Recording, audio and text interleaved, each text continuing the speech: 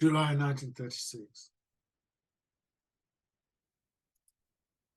I had a most enlightening talk recently with a man about the Nazis, about how they came to power. He said that the so-called German Revolution was really based on simple blackmail. This is his story. Old President Hindenburg had always been a poor man. Towards the end, he decided to change that situation, and he had his son, Oscar von Hindenburg, take over his business affairs. Oscar then speculated on the stock exchange, and when the crash came, suddenly owed 1.3 million marks. To make this back, Oscar then let himself get involved in the Eastern Relief manipulations, the Osthilfe. I don't think his father knew, but the Nazis found out in 1932. The Hitlerites got photostats of the incriminating documents, and from then on had the whip hand.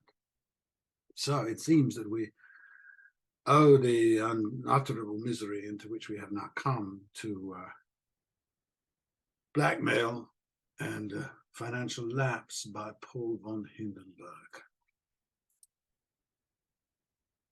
August 11th, 1936. I happened to be in Munich recently, just as one of the official festivals, which are by now an everyday occurrence, was being celebrated to the blare of tubas and the rat-tat of drums. I couldn't get a room at my usual hotel, so I found a place to sleep in the old city, opposite a school in which a visiting Hitler youth troupe had been lodged for the holiday period. I saw one of these boys who had just thrown off his knapsack look about him at that empty classroom. I observed how his glance fell on the crucifix hanging behind the teacher's desk, how in an instant this young, still soft face contorted in fury, how he ripped this symbol to which the cathedrals of Germany and the ringing progressions of the St. Matthew Passion are consecrated off the wall, and threw it out the window into the street with the cry, "Lie there, you dirty Jew." I've seen this. Among people I know, I've heard of more than one case of children denouncing their parents politically and thereby delivering them to the axe. My life in this pit is now entering its 5th year. For more than 42 months, I've thought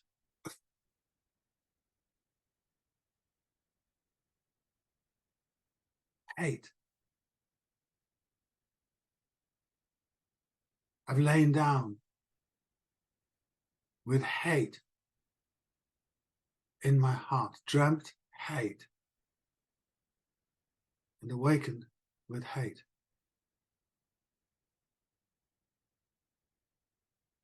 I suffocate in the knowledge that I am the prisoner of a horde of vicious apes, and I rack my brains over the perpetual riddle of how this same people can have sunk into this stupor and is incapable any longer of perceiving its shame, for the shame that it is. Saw Hitler last in a Saybrook, slowly gliding by in a car with armor-plated sides, while an armed bodyguard of motorcyclists rode in front as further protection. A jelly-like slag grey face, a moon face into which 2 melancholy jet black eyes had been set like raisins. Today I hear that Hitler recently ended a report by Wilhelm Keitel, the army commander, which had given him reason for dissatisfaction by throwing a bronze vase at the head of the general. Isn't this the kind of thing that happens when a whole people is sinking into the cesspool of its own disgrace? I'm no mystic. I'm a child of my time, despite all forebodings, and I hold strictly to what I see, and what I saw gliding by there like the Prince of Darkness himself was no human being. I've met him a few times. So, the first time was in 1920. at the home of my friend Clemens von Frankenstein, who was at the time director of the Munich State Opera. According to the butler, one of those present was forcing his way in everywhere. It was Hitler. He had managed an invitation to Clay's house under the guise of being interested in operatic scene design. Hitler very likely had the idea that theatrical design was connected to interior decorating and wallpaper hanging, his former professions. He'd come to the house where he'd never been before, dressed in gaiters, a floppy wide-brimmed hat, and a riding whip. There was a collie too. The effect among the Gobelin tapestries and cool marble walls was something akin to a cowboy sitting down on the steps of a Baroque altar, in leather breeches, spurs, and with a Colt revolver at his side. He eventually managed to launch himself into speech. He talked on and on endlessly. He preached. He went on at us like a division chaplain in the army. We didn't contradict him nor venture to differ in any way, but he began to bellow at us. The servants thought we were being attacked and rushed in to defend us. When he'd gone, we sat quietly confused. There was a feeling of dismay as when on a train you suddenly find that you're sharing a compartment with a psychotic. We sat a long time. No one spoke until finally Clay stood up and opened one of the huge windows to let in the spring air. The fresh air did help to dispel the feeling of oppression. It was not that an unclean body had been in the room, but something else. The unclean essence of monstrosity. I used to ride at the Munich Armory, after which I liked to eat at the Löwenbräu Keller. That was the second meeting. At first glance, the tightly clenched insecurity seemed to be gone, which allowed him to launch at once into one of his tirades. I had ridden hard and was tremendously hungry, wanted just to be left alone to eat in peace. Instead, I had poured out over me every one of the political platitudes in his book, Machiavellianism, by which German foreign policy became a series of legalized burglaries, and the activity of its leaders a succession of embezzlements and forgeries and treaty breaches. With his oily hair falling into his face as he ranted, he had the look of a man trying to seduce the cook.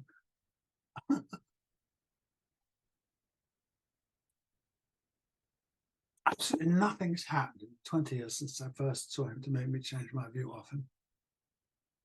Fact remains, he basically hates himself, and that his opportunism, his immeasurable need for recognition, and his now apocalyptic vanity are all based on one thing: a consuming drive to drown out the pain in his psyche.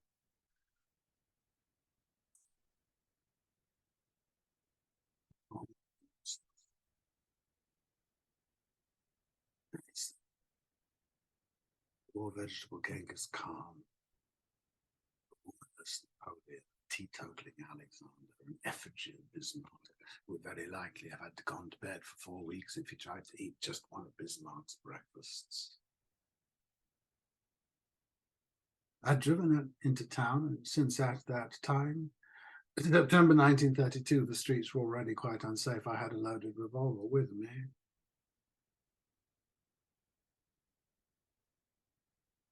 The almost deserted restaurant, I could have shot him.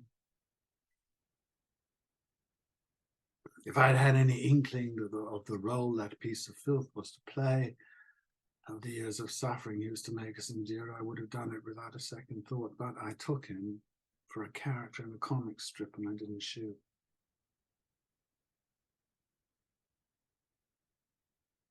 It made no difference anyway. Our nightmare, that our martyrdom had already been decided. If Hitler at that point had been tied to the railway tracks, the train would have been derailed before it got to him. Oh, but when his hour strikes, the end will come down upon him from every possible direction. And there are many rumors of attempts to assassinate him. The attempts fail. And they will continue to fail.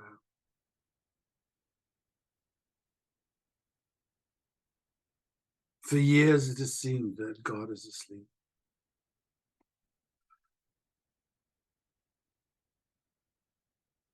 Mm.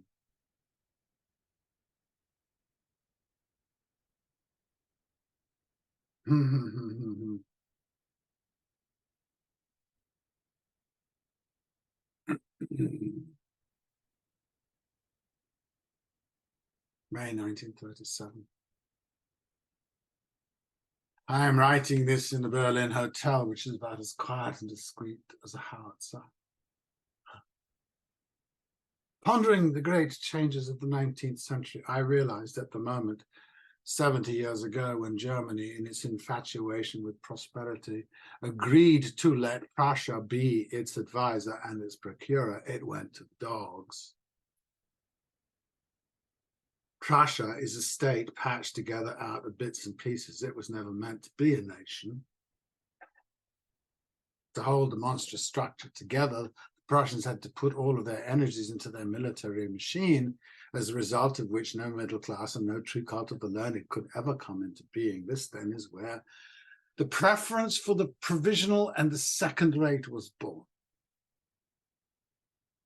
Its disposition towards ersatz can be seen in the Baroque trappings of the kings of Prussia, in the gilded plaster of their palaces, accompanied by the demand, backed up by the gun, to please, if you will, be so kind as to accept all this as solid and definitive and valid.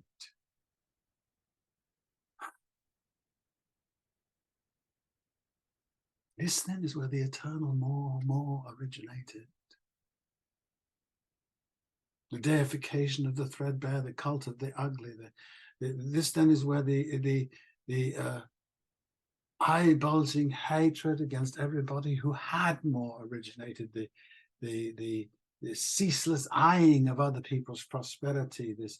This readiness to sudden banditry, and the drive to make this Prussian cult of the threadbare into the state religion of Germany, and they will, if other people prove recalcitrant, use their guns.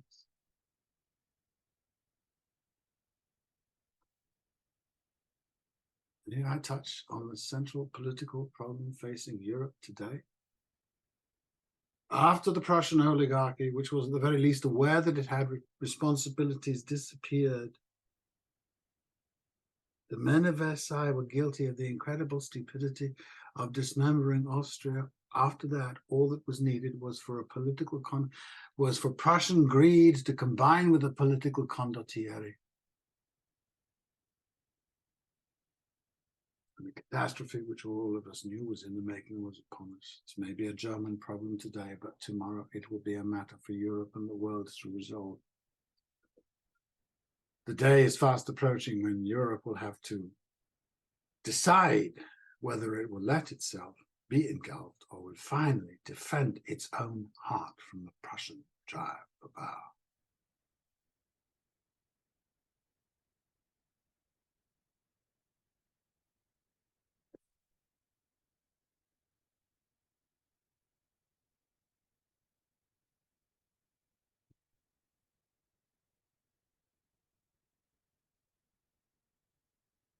September 1937. September 9th.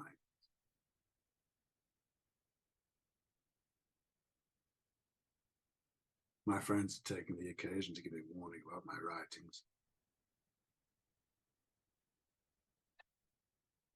Driven as I am by my own inner necessity, I must ignore these warnings and continue with these now. Night after night, I hide this record deep in the woods on my land. Constantly on the lookout lest I'm observed, constantly changing my hiding place. This is how we live. My vanished friends, do you, who left Germany 4 or more years ago, have any idea how completely without legal status we are? of what it is to be threatened with denunciation at any time.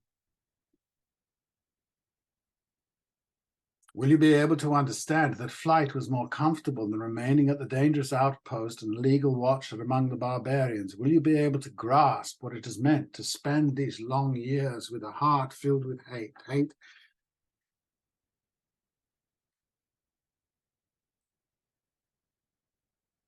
Hate at lying down, hate at rising, hate through the long hours of bad dreams. And all this without any rights under the law. Without the smallest compromise, without a single Heil Hitler, a single attendance at a meeting, whilst through it all the stigma of illegality sits on one's brow.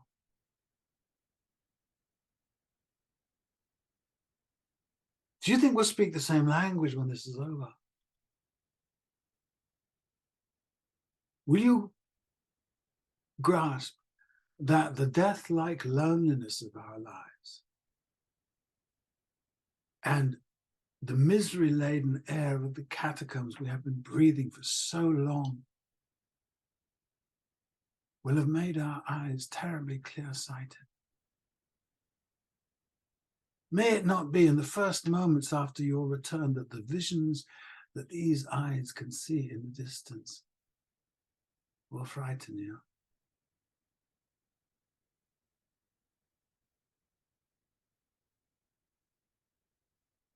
We do.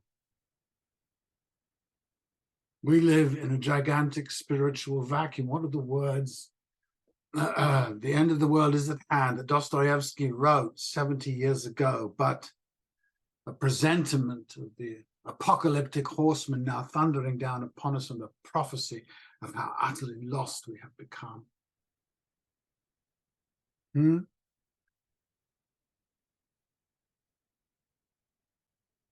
Truly, Dostoevsky's right. The end of the world is at hand.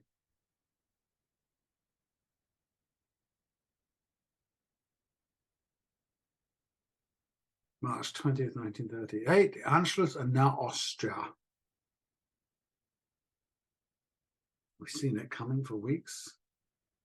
Naturally, we knew what it all meant, the threats and the staged riots, the whole shabby performance designed to provide a reason for intervention, and now tank and artillery columns are rolling down every street as though the enemy were a European great power and not a tiny nation of 7 million inhabitants. I see in this generalized brutality, in this nasty satisfaction at the fate of the Austrian leaders, in this general delight in ridicule and rape, something ignoble which makes me ticklish.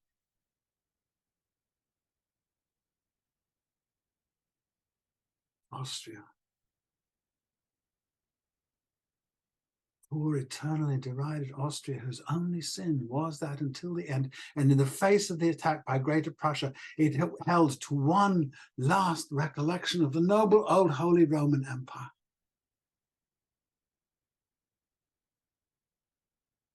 Now in Salzburg, where I've been staying the past few days, these Berlin potato faces fill the streets together with their full-bosomed females.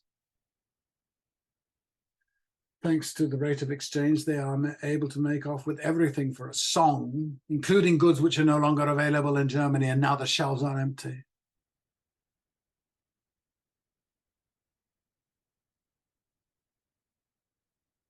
Why in the world did the German Chancellor Schuschnigg not give the order to shoot in one last attempt to awaken the world from its incomprehensible lethargy? I foresee the day when the nations will regret their cowardly passivity. The cost is beyond measuring, but they will have to pay it someday. In this first great breach of the peace, the criminal has been let go unpunished, and we, who are his only opposition inside Germany, are made weaker and more impotent. So what did everyone do? They stood around and they watched, thus making impossible any resistance inside Germany. And what are they doing today? They are standing around and they are watching.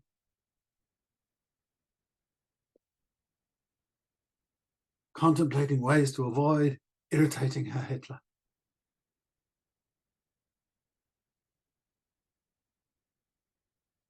As I write, an immense flight of bombers is droning past overhead. For an hour now, this drone has gone on above as though those planes were flying against a world power. I'm a German. I am a German. And I encircle this land in which I live with all my love. Never again can I be torn from here without going to seed. I tremble for each tree and wood that disappears, for each silent valley that is devastated, for every stream that these pirates of industry, the real masters of our land, threaten.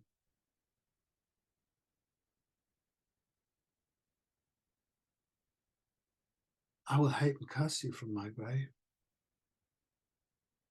And it will be your children and your children's children who will feel my curse. I have no other weapon against you but this curse. I know that it withers the heart of him who utters it. I do not know if I will survive your downfall, but this I do know. Any man must hate this Germany with all his heart if he truly loves it.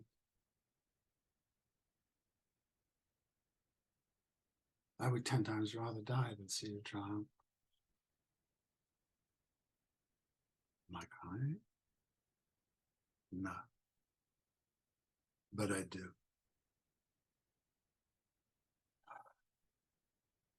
And when I do, it is more out of fury and shame than sadness. September 1938, Munich and the Czech crisis. Do I recognize this regime as a legitimate government? I have since January 30th, 1933, never ceased to view it as criminal.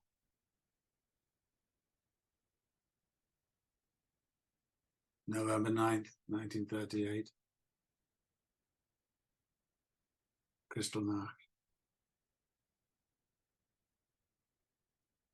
I rack my brains to discover the meaning of this persecution of the Jews, which Goebbels has now instigated. At a time when the regime still urgently needed peace, surely this will call forth the deadly enmity of the whole world and make war inevitable. Surely this will call forth the deadly enmity of the whole world and make war inevitable. Surely this will call forth the deadly enmity of the whole world and make war inevitable. Inevitable. Inevitable.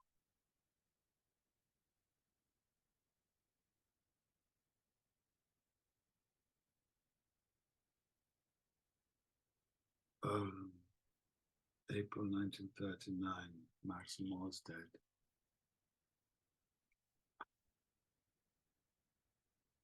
Light goes out and then another, and finally the theatre's dark. The stage where all was light and animation only a short time ago is bare. And every now and then an icy wind sweeps out of the dark room behind onto the stage.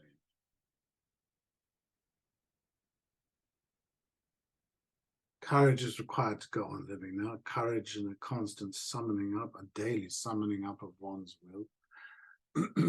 For years now, to go on living has been to go on hating. And let no one fool himself about the nature of such hatred. It is the father of action. The way out of our defiled and desecrated house is through the commandment to hate Satan. Only then will we earn the right to search in the darkness for the way of love.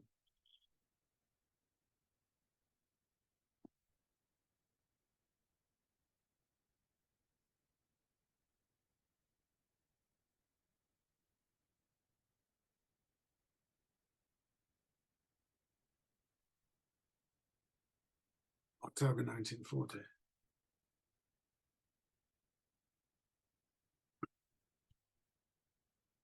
Every nation normally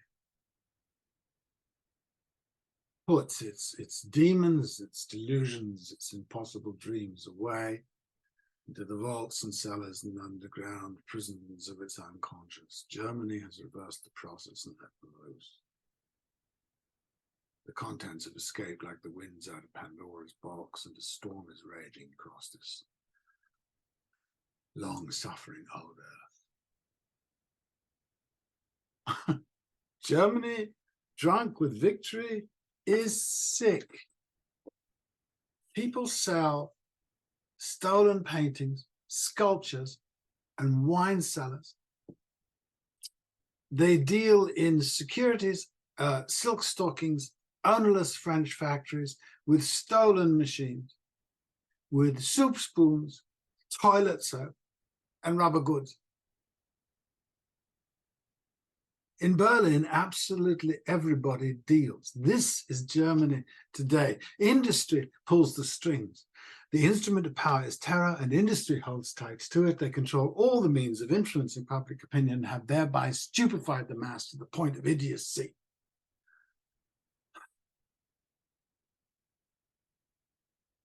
Should be observed that my own viewpoint is that of a conservative, and further observed that between this viewpoint and that of the nationalists is a chasm as wide as a fucking canyon. To be a conservative means to be a believer in the immutable laws of this old earth that will shake and quake when the day finally arrives for it to cleanse itself of all this filth. Yes.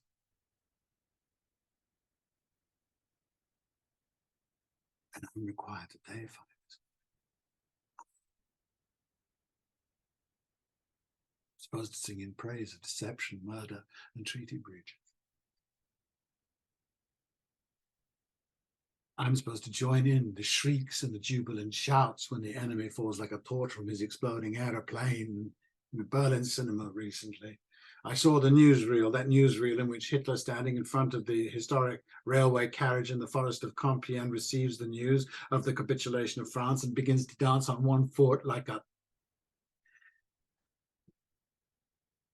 I've never been so ashamed of my countrymen as I was there in that cinema, surrounded by the clamor of the mob, in ecstasy at the sight of this hopping furor. I got up and I left. I was supposed to do that hopping filth the honor of applauding it. If I had given any clearer sign of what I was really thinking, I would very likely have been lynched.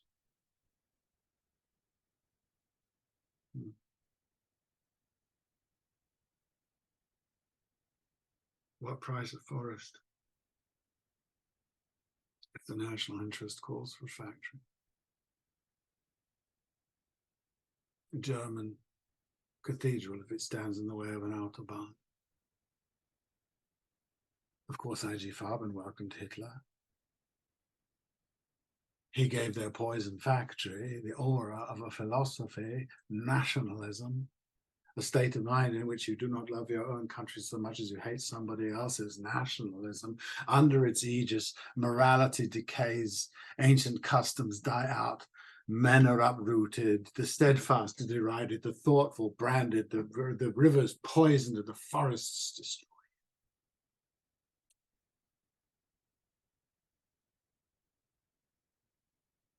Today,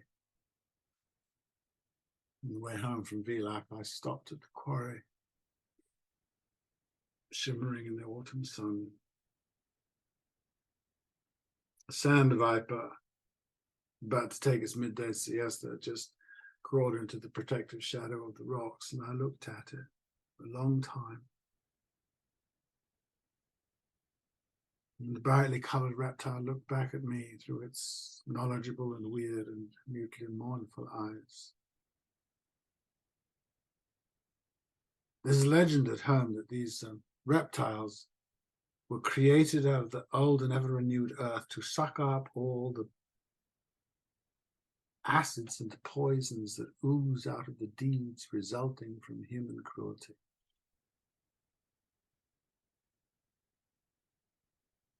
And out of all of the sins. Germany invades Russia, 22nd of June, 1941. I have a tenuous contact in the German embassy in Moscow, and I knew therefore what had to come, what has now come. Never did the people tumble more helplessly, more stupidly into catastrophe. The stupid and arrogant view of the Russians as Hottentots is the first mistake. The second is the incredible underestimation of the distances involved, but worst of all is the underestimation of the strange Russian soul, only now beginning to be awakened, still haunted by its awful dreams. With this war, we come at last to that moment in history when for the first time the Slavic world directly confronts the West. Yesterday, at the dawn of a burning hot day, I turned the knob on my radio and I heard Herr Goebbels declare war against yesterday's allies. I turned away, deeply affected. It is entirely possible that this war now beginning will engulf me, my worldly goods, my physical life, and my children as well. Nevertheless, my first reaction was one of wild jubilation. In their immense vanity, Satan's own have overreached themselves, and now they are in the net and they will never free themselves again. That is the fact. And it makes my heart rejoice. Oh, I hate you. I hate you for undoing men's souls and for spoiling their lives. And I hate you as the sworn enemy of the laughter of men. In every one of your speeches, you make a mockery of the spirit which you have now silenced, and you forget that the private thought, the thought born in sorrow and loneliness, can be far more deadly than all your implements of torture. You threaten all those who oppose you with death, but you forget that our hatred is a deadly poison that will creep into your blood, and we will die shouting with joy as your hatred pulls you down with us into the depths. There is nothing either good nor bad, but thinking makes it so, says Hamlet. No good can come of this cloud of victories with the stink of crime. No good to a nation founded on propaganda and treason. No good to a people who pharisaically and self-righteously shift the burden of all of their sins onto their own ancient symbols, and takes its oath to criminals and was prepared to take any oath and make its contract with Satan. No, the devil's price just goes up and up.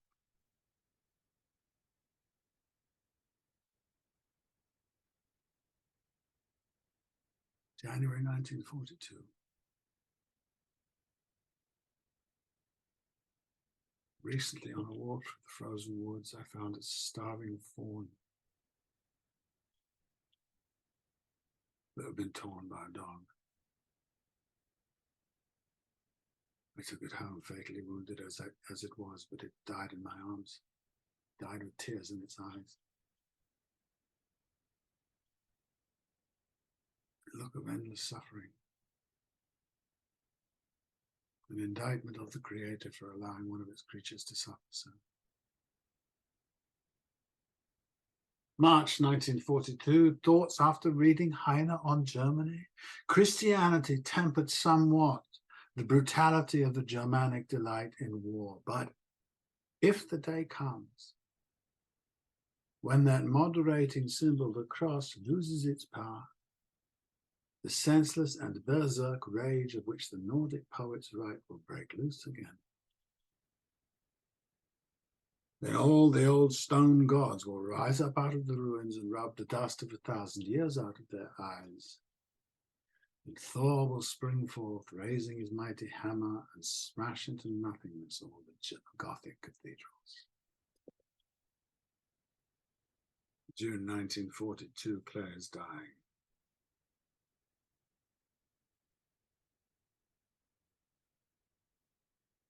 I went home. It's as though all the lights have gone out of the world.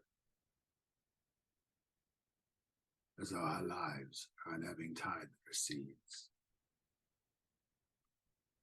And you do not know if your the tide will ever come back again. As though the sun was getting smaller. As though one by one the stars go out. 30th of October 1942, I watched the first bombing of Munich. From a hotel room in Alt-Otting, 16 miles to the east. The red glare transforming the autumn night in its full moon. In the distance, the muffled booms. It was calculated it had taken 3 minutes for the sounds to carry, 3 minutes. The victims at the scene were gasping and gagging and dying. And the whole of the sky to the west was a sheet of flame. Yesterday I was discussing with a friend the changing forms of man's cruelty with particular reference to the horror that the Eastern Front has become. He's just come back from that. He witnessed the massacre at Kiev.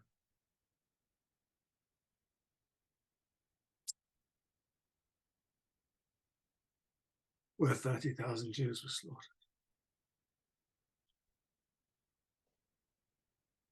In a day. Yep. In the space of an hour,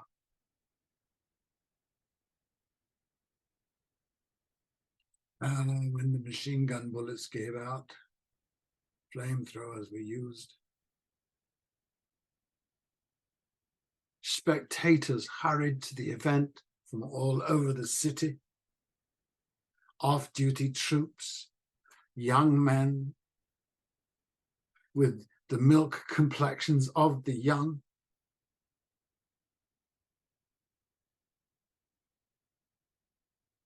Oh, degradation. Oh, life without honor. Oh, thin shell that separates us from the lost souls in whom Satan burns. You judge us and you find us wanting. And we here suffer in loneliness and dread. You pointed us at our lack of resistance, and we know that those who have resisted have died unknown in filthy bunkers, that the blood of martyrs has been shed and unrecognized, and that deeds have been done and not heard of. The devil has been loosed, and it is God who has unloosed him. Still, the night lies black over our heads, and we suffer. We suffer as you never shall suffer. No, not on your deathbeds. Beware to those who would make light of our suffering. March 1943, this is how we live now, underground and illegally. Open at any moment to denunciation and the executioner's acts. The courts, presided over by bloodthirsty Nazi Jacobins, makes quick work of sentencing people to death, and 5-minute trials will suffice. Stamped on the verdict order are liquidate and expropriate, which means execution and then seizure of all property. In 15 minutes, it's all over. The trial, sentencing, everything. And next comes the towering guillotine. And in university detecting rooms, the cadavers of the decapitated are piling up so high that the university officials have refused further shipments of these silent guests. August 1943, the news from Hamburg is simply beyond the grasp of imagination. Streets of boiling asphalt into which the victims sank and were boiled alive. Veritable city of ruins which covers the dead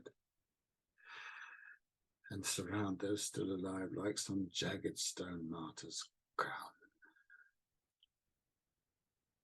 The talk is of 200,000 dead. I am not one who believes everything is told. I much prefer to see things for myself. And this is what I saw on a boiling hot day in early August. At a little railway station in Upper Bavaria, where 40 or 50 of these miserable people were milling about, scrambling, despite the angry roars of the station master, into a carriage through a window they had broken. What happened was inevitable. A suitcase, a miserable lump of cardboard, missed the target, fell back to the platform, and top burst open. It was a pile of clothes, manicure kit, toy, and there was the corpse of a child, shrunk to the proportions of a mummy, that this half-crazed woman had dragged along with her as the macabre remains of what only a few days before had been a family. 21st of July, 1944, and now the attempt to assassinate Hitler, carried out by Count von Stauffenberg. Behind it, a revolt of the generals.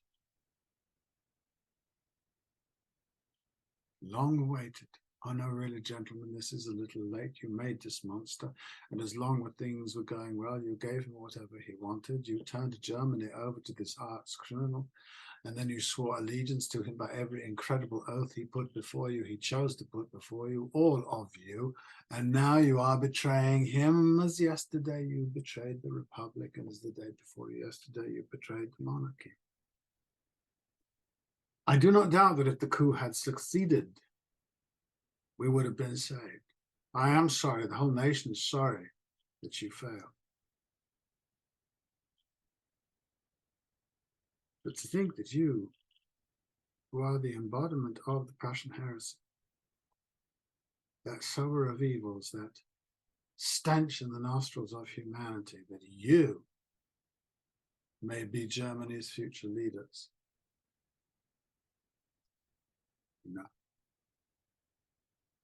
On the 15th of July, 1942, Etty is given a job in the Cultural Affairs Department of the Jewish Council.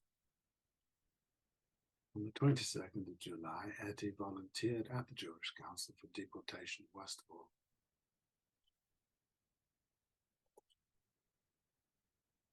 16th of August, 1944, the air reeks of death.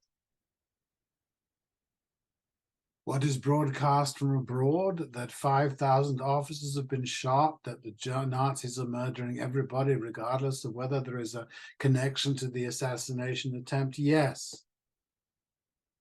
And shooting the family of the suspect at the same time they execute him?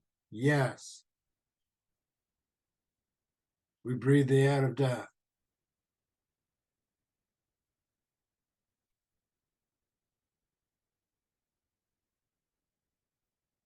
September 15th, the death of Speer. August 1944, October 1944, arrests. More arrests. There's getting to be something of an arrest psychosis, which barely serves to conceal the terrible fear of those who carry out the arrests. And on the 13th, a beautiful burning hot day in October, I am myself arrested. I was informed that I was charged with undermining the morale of the German forces. The penalty for undermining the morale of the German forces is the guillotine.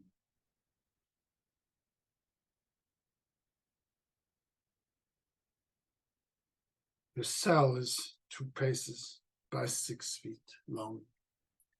Concrete coffin equipped with a wooden pallet and a barred window high up in the wall. By climbing onto the pallet, I can see a minuscule piece of the sky.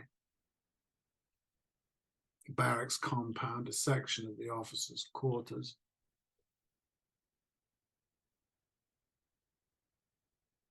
And behind a pine forest.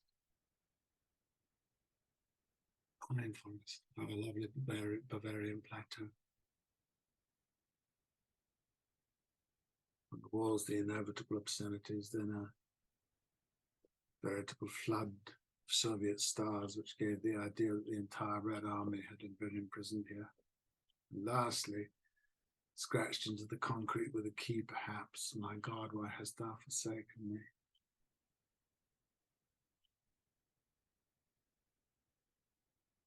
I read this and darkness envelops me. This was written by a man as close to death as I am. Don't I know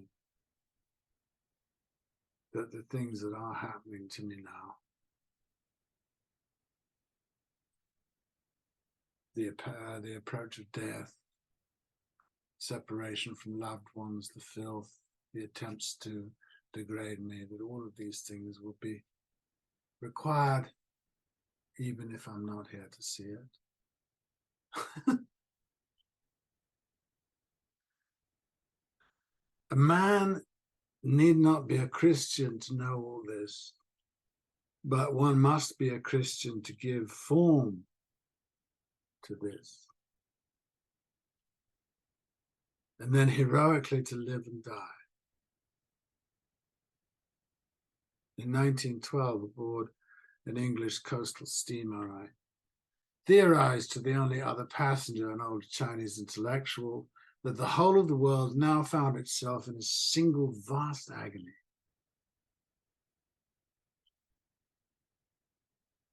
The venerable old man looked at me with amusement.